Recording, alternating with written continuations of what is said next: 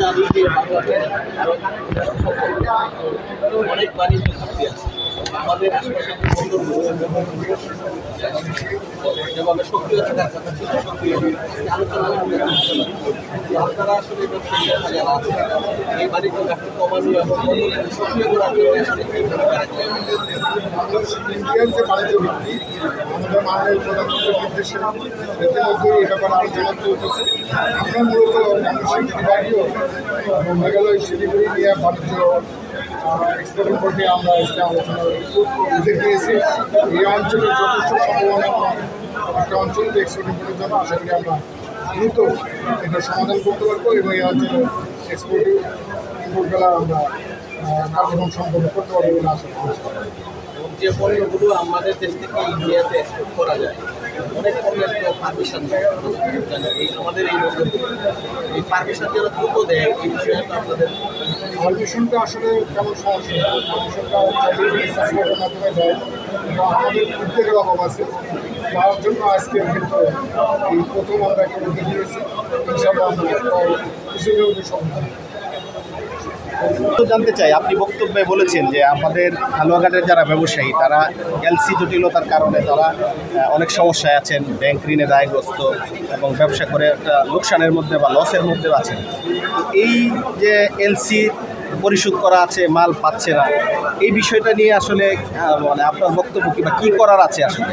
আপনাকে ধন্যবাদ। আজকে ময়মনসিংহ চেম্বার অফ কমার্সের উদ্যোগে আমরা যে দ্বিপাক্ষীয় আলোচনাটি করেছি সুন্দর এবং ফলপ্রসূ হয়েছে।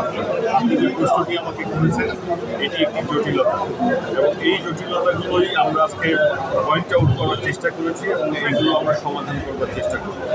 আমরা চেষ্টা করবো যাতে অবাধে আমরা দুই দেশের মধ্যে একটি বাণিজ্যিক ব্যবস্থা সৃষ্টি করতে পারি। মাননীয় প্রধানমন্ত্রী জননেত্রী শেখ হাসিনা আমাদেরকে নির্দেশ দিয়েছেন একটি বৈষম্যহীন বাণিজ্যিক ব্যবস্থা সৃষ্টি করার জন্য সেই চেষ্টাটা আমরা করে যাচ্ছি।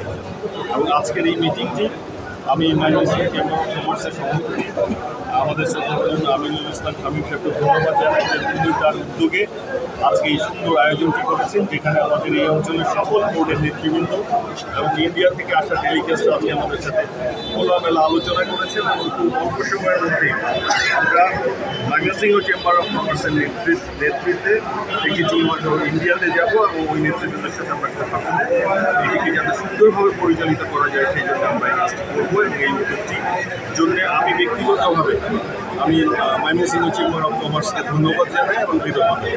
আরেকটি দাবি আছে মানুষের যে আমাদের হালুয়াঘাট বন্দরে যেন ইমিগ্রেশন সুবিধা চালু হয়, এটার জন্য কি সরকারের উচ্চ পর্যায়ে নিশ্চয়ই আপনার ভূমিকা থাকবে? আপনি জানবেন ইতিমধ্যেই আমাদের সভাপতি শামীম সাহেব বলেছেন যে এই কাজটি অত্যন্ত এগিয়ে গেছে, হয়তো স্বরাষ্ট্র মন্ত্রণালয় পর্যন্ত এটি আটকে আছে।